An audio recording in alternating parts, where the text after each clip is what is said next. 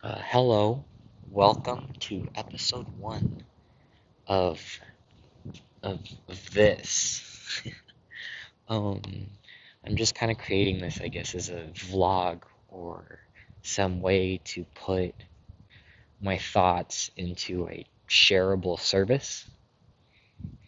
Let's go with it. I've already retaken this enough times, and they will pretty much focus on.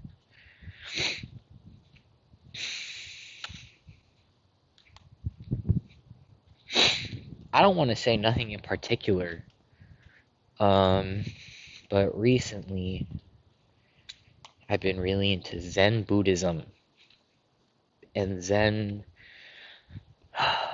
is essentially super light, I guess, but encompasses the point well enough. Zen is a subset of Buddhism that the user, quote unquote, will you go through that allows them to directly connect, I guess, with the the all. Sure, air quote God. I'm gonna use God because, but not the religious Christian God, like, oh, Hail Mary. Oh God, that's Hail Mary. Yeah, that's whatever. So, um, yeah, don't get confused. So that's what Zen is about, and it's, I don't know, I think it's very unique. Um, because you've got the other schools of Buddhism that kind of focus on. Honestly, I couldn't really tell you, but I just know about Zen because it's what I've been getting into. But so I guess what I was thinking about today, I don't even know because I've been doing a lot of music recently, and I'm just talking. Um, Kind of the relationship to the soul. I'm in my head right now. Oh, it's terrible. Yeah. See, like moments like that, really moments like that, transcending the mind, being, that's a really, that's it right there, that's right now, is really seeing the mind thoughts happen. Like you be at work and the work is killing you. The work is just killing you, and you hear the mind like, I'm so tired. I want to go home. I don't want to be here. Oh, my feet hurt and my back hurts. I don't want to talk to anybody. And those thoughts that really just kind of pop up in the middle of, for me, like making sandwiches or flipping the fries on the fryer. Um, and recently I've begin to notice, well, not begin to notice, but really just begin to move on from those thoughts. Like, it's so weird because some thoughts have a really strong pull. Some thoughts have a really, really strong pull. And that alleyway looks kind of creepy. Um, some thoughts, and you just like, it's hard. It's harder than some other ones. It's like a customer at work as being hella difficult. Like like one rude thing like, oh fuck you. I don't want to, I'm never coming back. I'm like, all right, good. We don't want your business anyway. We got you making room for more people. But those kind of people compared to the ones that are like, oh sheesh. My coworkers tell me that I'm slow, and I know I'm slow, and I feel kind of not guilty. Maybe I'm making myself feel guilty, but like I want to be useful and I want these people to be able to rely on me, but I don't know enough because I just started this job, and so oh well, I guess. Those are some McDonald's fries, everybody.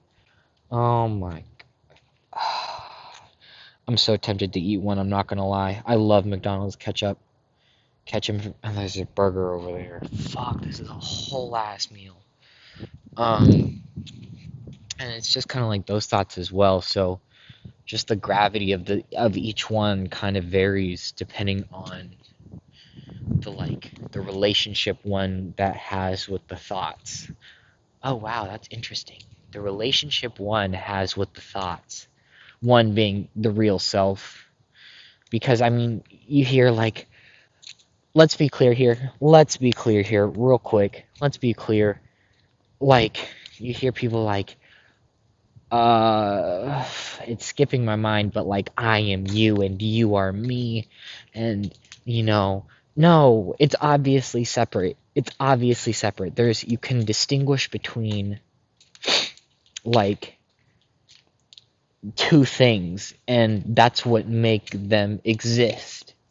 The distinguish, like, there's a car right here, and obviously I'm not this car, and obviously that car is not me, and so you can distinguish, but it means that the experience of me, like with the wind, or me looking at another person, they happen in the same phenomenon. Like the universe is however old, and like the part where the universe is at right now is is if you were to change one atom out of place by however many much, it would be a different universe. But so they mean that by like I'm you, you are me. In my opinion, that might change. So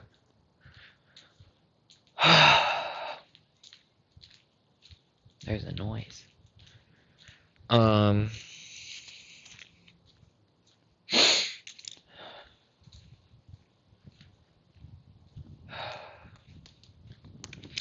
there's a plant right here called lamb's ear, and I touched it for the first time and I never knew it was soft because I was so scared to see a plant with hair.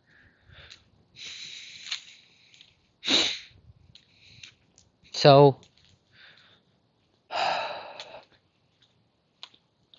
it's been really interesting to fully realize, looking back on the past, yeah, another episode. Um, Kind of looking back and seeing and really realizing, like, because I'm kind of thinking about it, and like now that I've been working kind of a lot, well, more than because I didn't have a job, and now that I have a job, they work at me, and but now looking back at the situations, like, oh fuck, my mind's like, I'm so tired, I'm so hurt, I'm so hungry, and kind of not avoiding them, but getting out of the gravitational field. There's not a strong relationship, and so because I know it's in my head, because I've worked these kind of jobs before, pretty much solely, and it's kind of weird. It's really interesting because it further solidifies that I don't believe that my mind is particularly me. My mind, i.e., the thoughts that just kind of pop up that I don't have control over, that like the phenomenon of the thought, but that's not me. That's not you either. I kind of understand what they mean by it's sorry, I don't know, this image. This is a church near my house, and the preschool gate is closed. Okay, cool. Um, it's an accumulation, like all the food that you've ever eaten is your body. Your body doesn't gain minerals or outside like physical matter. Oh my god, that's chicken. Um, Physical matter into your body, kind of like your brain, your mind gains mental matter. I don't know what to call it, but mental substance from the things that people tell you, the things that you see, the things that you hear, the conditionings that school give you. So that's kind of your mind. And so then that's your body, but then somehow, that's a loud ass car, holy shit. But then somehow the combination of luck, I guess, or the infinite design that quote unquote God has created us, and because the universe is kind of, it's all in the same universe, you can start to see patterns. Like the one that I've been super stuck on recently, if you look at the anatomy of trees, they start off with one branch and they split off maybe once and then twice, and then they keep splitting off, and then those split off and those split off. So then you have a tree, and if you kind of take a look at it, it looks kind of like a lung.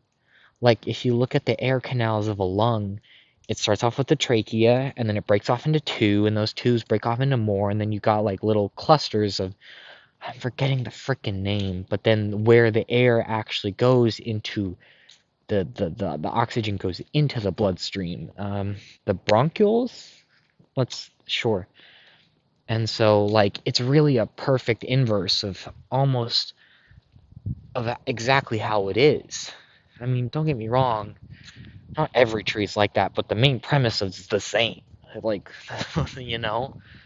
And yeah, of course, there's going to be variations to the topic, but so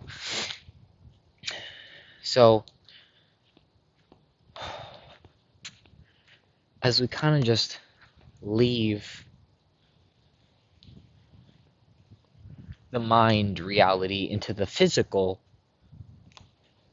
and not into so much into the physical as in a sense of like we care about the material, we care about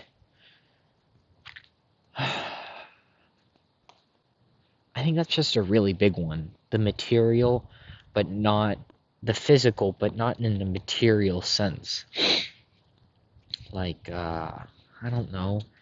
Nothing's really permanent. So as we kind of go into the physical, the real physical world, we also go into the physical world of complete change. Like, I'm not the same person that I was at the beginning of this video because I'm kind of making, like, as I'm rambling realistically, kind of making thoughts, interesting thoughts are coming out that I'm like, oh, factual, factual.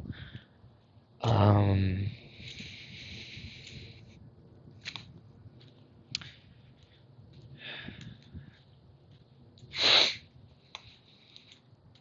Meditation. I think that that's probably a really important one. Two types of meditation, I think. I'm kind of getting ego about it, but the word meditation is, oh, that's an interesting one. I am getting ego about it. Um, but using the word meditation as a singular word to express me being in the present moment. And that's the thing though, meditation people are like, oh, sitting in a still lotus position, and that's one part of it. That's definitely a very important asset that I think people are lacking, the stillness of a moment, the stillness of just a moment, you know. And oh, it's wonderful. It's wonderful, the stillness of a moment. Just like, oh, yeah. And so that's the thing though, is that this meditative state, because meditation is like Googling it. It's not it exactly. It's called a meditative state. So as we are in the meditative state, it's different because it's not like seeing through colored glasses. So we would go from the awareness to the mind and body consciousness. Like the mind is conscious of the I, the ego part, and then conscious of the body, like like this is my body. It's associated with the mind. And so through especially the mental conditioning, like, oh, I don't like those people, or I like those people, I don't like that food, and I like that food, and I don't want to do that. It just doesn't make me, it's whatever. Sheesh. And then to the physical reality. But the whole point of the stillness and the meditation, the real, not The Zen meditation is to kind of go directly from the awareness. You see through the frailty of the mind and of the body, because your mind didn't really exist before you were born. On lowercase mind, you'll get it if you get it. And then the uppercase mind is what's kind of like the God, you know. The Bible says God has created everybody in His image, and so that's kind of what it means. Is that God, Baba Ram Dass said, God, Guru, and Self are all the same person, and I kind of understand it. Like assuming what he is true, which I can see it for sure. Um, oh damn. Uh, so that's kind of why I like Zen, and like I guess the stillness of it all. There's something really just like pleasant, really pleasant of not, because even in the deepest meditations that I was having recently, like I can still feel a very I don't know how to explain it. Oh no, I don't know how to like how would I search more into it, but once I've not wiped away, but gone deeper into the spiritual self, I can still feel like a wiggling, a very, very gentle white noise that stops me from like seeing the center, you know. Um, and that's even after I've gone through the mind, the thinking thoughts. Oh, there's a cat here. There's usually a cat here, and she's not here. Um, damn. And so I don't know how to explain it, but I don't think I would have realized that part of the self, that layer, without the meditation and without like the midnight. Oh, that's really cool. Like my street, you can see down really long. Um, but I don't think that would have been possible without the meditation itself. So, yeah, I guess that's episode 1. I made the block. I'm already back at home. There's some green light. Um,